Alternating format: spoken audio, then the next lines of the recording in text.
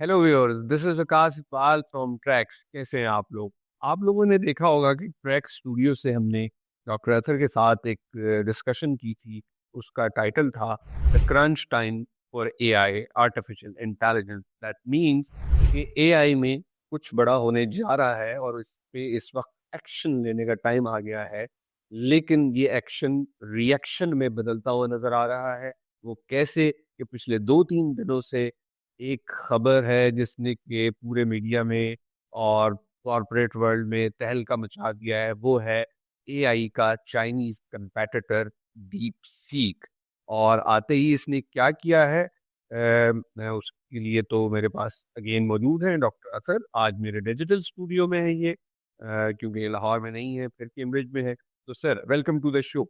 Thank you, Vikas. Thank you very much for inviting me for this extremely interesting topic. Sir, शायद पाकिस्तान में सबसे ज्यादा मैं और आप ही यहीं पे गुफ्तगू कर रहे होते हैं, और हमारे व्यूज अक्रॉस द वर्ल्ड भी हैं, विद इन पाकिस्तान भी हैं। तो मुझे नहीं लगता कि आपने ऐसा सोचा होगा कि आप अभी कैम्ब्रिज पहुंचे ही होंगे तो ऐसा कुछ हो जाएगा कि हमें क्रंच टाइम ऑफ एआई के बाद एक बिल्कुल नई डायमेंशन से इस टेक वॉर को देखना होगा। ऑल्दो कि हमने टेक वॉर पे 2 वीडियोस पहले भी की, यूएस और चाइना के साथ। तो अब आप बताइए, डीप सीक क्या है, इस कंपनी के बारे में थोड़ा बता दें। और ये किस हद तक टफ कंपटीशन यूएस की जो चैटबॉट है एआई उनको दे सकती है? मतलब इसके बारे में कुछ बता दें। हाँ जी, वकास वकास डीप सीक जो है ये बेसिकली एक चाइनीज आर्टिफिशियल इंटेलिजेंस कंपनी है जो हांगजो, HANGZHOU इसको हम स्पेल करते हैं और हांगजो लिखते हैं इंग्लिश में, लेकिन प्रोनाउंस हांगजो करते हैं।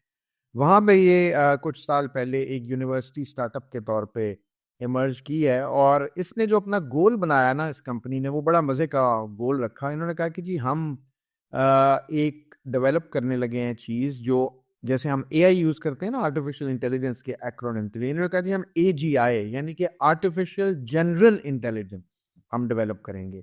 और ये इंटेलिजेंस हो, यस, डीप सीक ने। और इन्होंने कहा कि ये जो टर्म है AGI, ये बेसिकली जो होगी ये ह्यूमन लेवल की इंटेलिजेंस को मीट करेगी, क्योंकि ये जनरल इंटेलिजेंस होगी और कोई और जो कंपनी है वो इसको मीट नहीं कर सकेगी और हम मीट करेंगे, काइंड ऑफ। ये इनकी एक जो था पंच लाइन थी।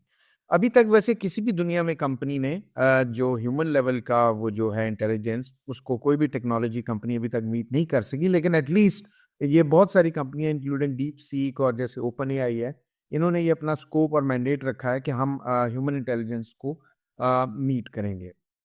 अच्छा, ये शायद एक रीजन हो सकता है डीप सीक का कि जिसकी वजह से इसके जो कंप्यूटर साइंटिस्ट हैं जो यहाँ पे काम कर रहे हैं, उन्होंने एक डिफरेंट अप्रोच ली अपने एआई मॉडल को बिल्ड करने की। और उस डिफरेंट अप्रोच को लेते हुए शायद इवेंचुअली उनका जो कॉन्सिक्वेंस निकला वो बड़ा ही पावरफुल निकला कि उन्होंने एक मच चीपर प्राइस के ऊपर, मच चीपर कॉस्ट के ऊपर रादर, अपने जो यूएस राइवल्स थे जैसे ओपन एआई है, उसके हवाले से जो उन्होंने जो उसकी जो compete करने के लिए उससे जो अपनी बना रहे थे एआई का मॉडल, वो उन्होंने उससे मच चीपर रेट पे, मच चीपर कॉस्ट पे डेवलप कर लिया। ये एक रीजन हो सकता है, क्योंकि उनकी जो अप्रोच थी वो ये थी कि हम आर्टिफिशियल जनरल इंटेलिजेंस करेंगे, और उसके लिए उन्होंने बड़ा R&D जो था बड़ा जबरदस्त तरीके से किया। दूसरा, आपको पता है कि यूएस गवर्नमेंट ने, बाइडेन गवर्नमेंट जो लास्ट गवर्नमेंट थी डेमोक्रेट्स की, उन्होंने बहुत सारी जो थी लिमिट्स लगाई हुई थी कंप्यूटर चिप्स के ऊपर एक्सपोर्ट करने के लिए, अमेरिका से स्पेशली टू चाइना। और उसकी वजह से चाइनीज साइंटिस्ट पे एक और प्रेशर था कंप्यूटर साइंटिस्ट के ऊपर कि वो लो कॉस्ट अप्रोच को अडॉप्ट करें, क्योंकि उससे उनको एक बेसिकली जब लिमिट लगी हुई थी, एक रिसोर्स कंस्ट्रेंट था उनके पास कि इंडिया यूएस से उनके पास वो नहीं आ सकती थी चिप्स, और वो लिमिट में आ सकती थी। तो उन्होंने उस रिसोर्स कंस्ट्रेंट के अंदर बहुत अच्छे तरीके से उसको लेवरेज किया और इवेंचुअली ये डीप सीक का जो मॉडल डेवलप किया एआई का, ये इंतहाई powerful, as good as chat GPT जो ओपन एआई ने डेवलप किया हुआ है, और मच लेसर कॉस्ट पे। मैं सिर्फ कॉस्ट का थोड़ा सा व्यूअर्स को बताना चाहूँगा कि क्योंकि ये कॉस्ट बड़ी इंपॉर्टेंट है, कि अगर हम ब्रिटिश पाउंड्स में देखें तो ऑलमोस्ट 4.49 मिलियन पाउंड स्पेंड हुए हैं इस पे जो इसका डीप सीक का R1 AI मॉडल है, ये जो R1 AI मॉडल है जी, R1, इसके ऊपर 4.49 बिलियन पाउंड स्पेंड हुए हैं। कुछ लोग कहते हैं कि ये अंडर एस्टिमेशन है, ये शायद सही नहीं बताया हुआ चाइना ने, या चाइनीज जो कंपनी है उसने सही इसको नहीं डाइवल्ज किया, लेकिन फिर भी ये मैं आपको गार्डियन का एक आर्टिकल है वहां से ये डेटा बता रहा हूँ। और लेकिन इसके कंपैरिजन में जब हम ओपन एआई का GPT-4 देखते हैं तो उसके ऊपर 80.4 मिलियन पाउंड्स लगे। तो 4 मिलियन, 4.5 मिलियन और 80.4 के दरमियान आप देखिए ऑलमोस्ट 18 टाइम्स, 19 टाइम्स का फर्क है। तो ये बहुत बड़ा फर्क है कॉस्ट के अंदर। ये इसकी वजह से मैं, मेरा ख्याल है कि हम आगे डिस्कशन भी कैरी ऑन करेंगे, आपके सवालात भी बहुत सारे होंगे, लेकिन ये मैं चाहता था कि व्यूअर्स को बताऊं कि ये जो कंपनी है डीप सीक, इसने बहुत सारी जो दुनिया में टेक कंपनीज हैं उनको शॉक में डाल दिया है। और क्योंकि इनकी ये जो कॉस्ट टू परफॉर्मेंस रेशियो है, ये सेवरल टाइम्स लोअर देन है ओपन एआई के मॉडल से और मेटा के लामा से। तो इसलिए बहुत सारी जो दुनिया में इस वक्त गुफ्तगू है, बहुत सारी जो डिबेट है, डिस्कशन है, वो डीप सीक पे हो रही है। जी विकास। अच्छा सर, मैं एक इवेंट हुआ है उसके साथ ही मेरा अगला क्वेश्चन कनेक्टेड। आपने भी देखा होगा कि एक दिन में एनवीडिया ने 600 बिलियन डॉलर लॉस किया है, अपने शेयर्स ड्रॉप हुए हैं स्टॉक्स। जस्ट कैपिटलाइजेशन, उसकी मार्केट कैपिटलाइजेशन ड्रॉप हुई है, बिल्कुल ठीक है। just because of the deep sea came in the surface, और अमेरिका में सबसे ज्यादा डाउनलोड किया जाने वाला ये सॉफ्टवेयर बन गया है। अच्छा, अब इसकी टाइमिंग भी बड़ी इंटरेस्टिंग है। एक तरफ 20 जनवरी को चाइना इसे लॉन्च करता है, जिस दिन डोनाल्ड ट्रंप देते हैं, और फिर 4 5 6 दिन गुजरते हैं कि ये स्टॉक ड्रॉप वाला भी हो जाता है एनवीडिया का, जो कि एक बहुत बड़ा सेटबैक है। तो आप कैसे देखते हैं कि ये जो टेक वर्ल्ड है, इसके साथ जो कॉरपोरेट डिविडेंड जुड़ा हुआ है या एंगल है, और फिर इसके ऊपर अगर हम पॉलिटिक्स का कैप देखें, जो कि हमें दिखाता है कि जो पावर कंपटीशन है, टेक पावर कंपटीशन यूएस और चाइना के दरमियान एआई में चल रहा है, तो इस नेक्सस को आप कैसे देखते हैं? काइंडली इसे एक्सप्लेन कर दें, और स्टॉक ड्रॉप अचानक होना थोड़ा इसे भी एक्सप्लेन। जी। अच्छा विकास, देखें ये बड़ा आपने एग्जॉस्टिव क्वेश्चन किया, तो मैं इसको ना step by step break down करूंगा और आंसर करने की कोशिश करूंगा। देखिए सबसे पहले तो जो आपने बात की एनवीडिया की, और सिर्फ एनवीडिया नहीं, बहुत सारी जो अमेरिकन टेक कंपनीज हैं सिलिकॉन वैली में, उनके शेयर जो हैं वो बुरे तरीके से उनकी जो मार्केट कैपिटलाइजेशन है वो बुरे तरीके से गिरी है। एनवीडिया तो एक है, क्योंकि एनवीडिया सबसे बड़ा बेनिफिशियरी है एआई की जो ये रेस है, और एआई की जो ह्यूमन जो एंडेवर है एआई को एनहांस और इम्प्रूव और ऑगमेंट करने का। क्योंकि एनवीडिया, अगर आपको पता हो कि एनवीडिया जो कंपनी है ये स्टार्ट हुई थी गेम के डेवलप करते थे, ये गेम के लिए बेसिकली जो पॉपुलर थी, ये गेम्स की डेवलप करनी थी, ग्राफिक जो कार्ड्स होते थे वो गेम्स के डेवलप करते थे। और अब ये इस वक्त जो एक पूरी एक दुनिया में एक एआई का एक वो वेव चली हुई है, उसके अंदर ये जो थे उसके डोमिनेंट मेकर ऑफ चिप्स हैं। तो इसलिए एनवीडिया को सबसे ज्यादा हिट हुआ है, because billions of dollars have been pumped into AI R&D और एआई की जो, बल्कि hundreds of billions of dollars. और ये hundreds of billion of dollars एक दो दिन में वाइप आउट भी हो गए स्टॉक्स के अंदर से, क्योंकि ये जो प्रॉमिस था वेस्ट की कंपनीज का, specially US based silicon valley की जो कंपनीज हैं, उनका था कि वो कंप्यूटिंग इंफ्रास्ट्रक्चर में और जो एनर्जी सोर्सेज नीडेड हैं इनको, और वो जो आर्टिफिशियल इंटेलिजेंस की जो पीक है उसको अचीव करने के लिए hundreds of billions of dollars और पंप करेंगे। लेकिन जब ये इन्होंने फ्रैक्शन ऑफ अ कॉस्ट पे डीप सीक ने अपना एआई लॉन्च कर दिया, ये R1, तो उसकी वजह से हिट तो होना था। तो जो कॉर्पोरेट वर्ल्ड है वो बड़ा रूथलेस वर्ल्ड है, वहां पे जो इन्वेस्टर्स हैं वो बड़े क्लोजली देख रहे होते हैं अपनी रिस्क्स को, अपनी ग्रोथ को। और ये जो 17% जब जब उन्होंने निकाला पैसा वहां से कि ये भाई, जब वो स्केप्टिकल हो गए कि इतना पैसा लगा के अगर उससे इतनी कम पैसा लगा के वैसी चीज बनाई जा सकती है, तो उनका स्केप्टिसिज्म और उनका जो रिस्क वर्जन थी वो बढ़ गई।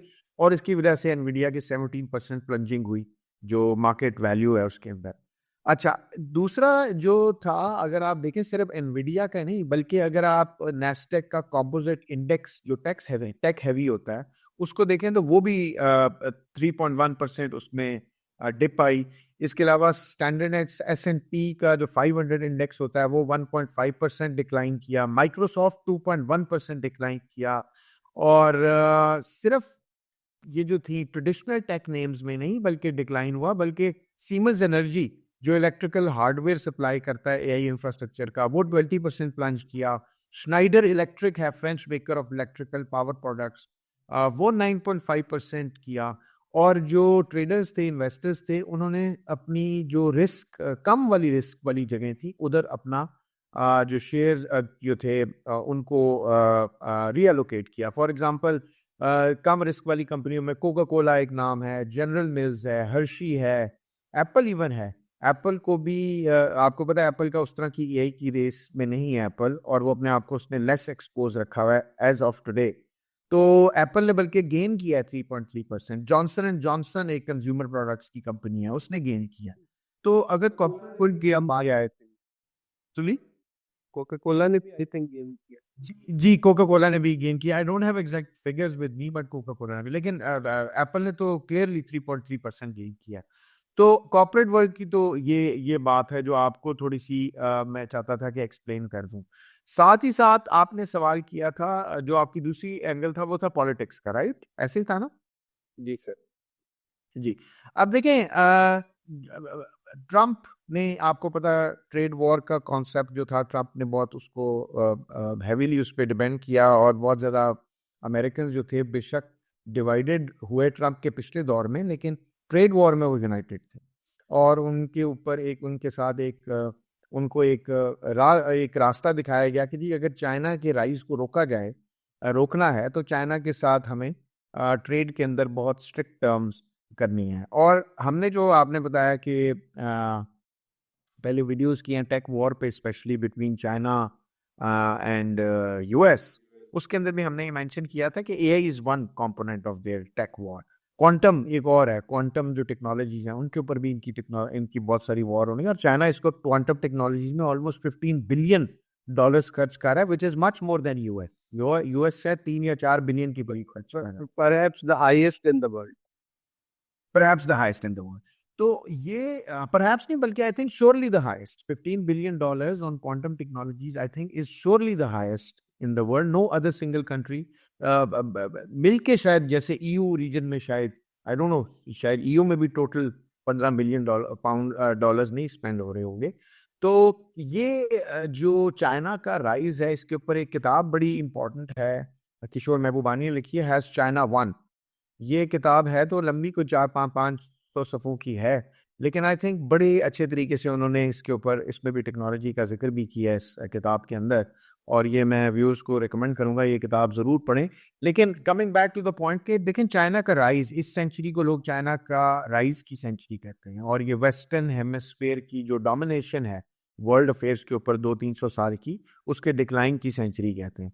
तो this is one I think signal कि अगर आप रिसोर्स कंस्ट्रेंट्स के, आप पे एचआर का भी कंस्ट्रेंट हो, आप पे मतलब मोबिलिटी, आपको पता है चाइना में तो लोग इस तरह नहीं जाते ना बाहर से। वेस्ट में तो लोग अभी भी अट्रैक्ट होते हैं, यूएस में लोग माइग्रेट करते हैं, यूके आते हैं, यूईयू में जाते हैं, कनाडा जाते हैं, लेकिन चाइना में उस तरह इमिग्रेंट्स तो नहीं है।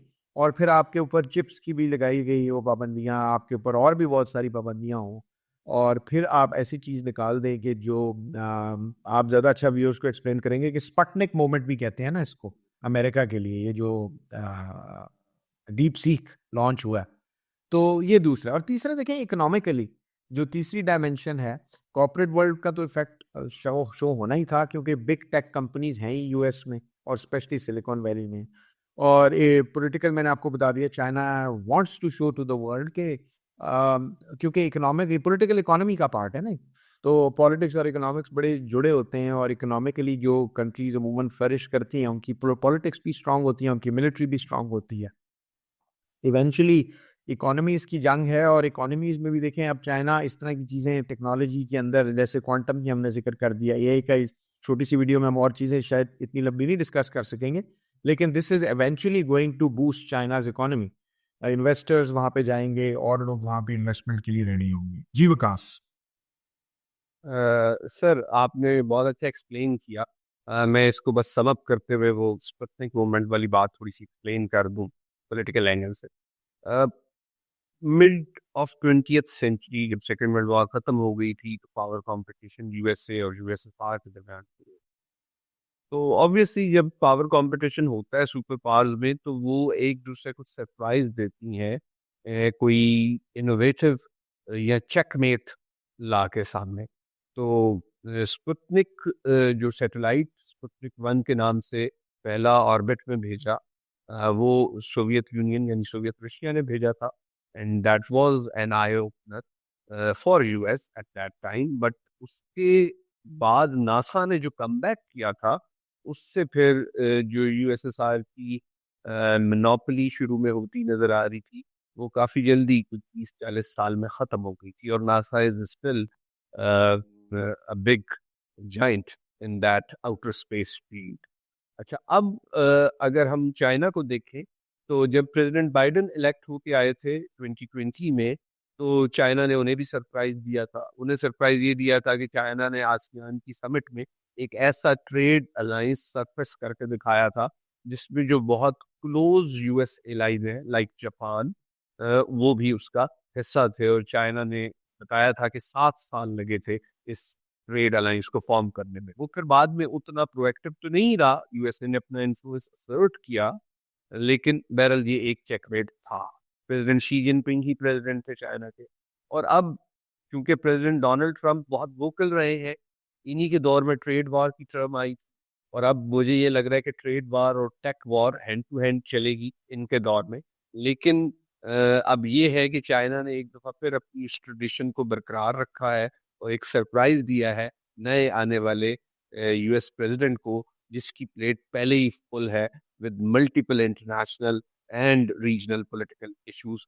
बट देखना ये है क्या कंटेनमेंट की जो पॉलिसी बनाई थी प्रेसिडेंट हैरी एस ट्रूमन ने सोवियत यूनियन के लिए, जिसकी वजह से वो ट्रूमन डॉक्ट्राइन की वजह से आज भी जाने जाते हैं, वो अभी मौजूद तो नहीं है। तो क्या प्रेसिडेंट ट्रंप इस अपॉर्चुनिटी को कैश करके कोई ऐसी कंटेनमेंट ऑफ चाइना पॉलिसी लाते हैं सामने जिसमें चाइना का ट्रेड और टेक का इन्फ्लुएंस कंटेन किया जा सके, just like Harry S Truman की जिस तरह उन्होंने सोवियत यूनियन का सिक्योरिटी और पॉलिटिकल पावर मसल कंटेन करने की एक पॉलिसी।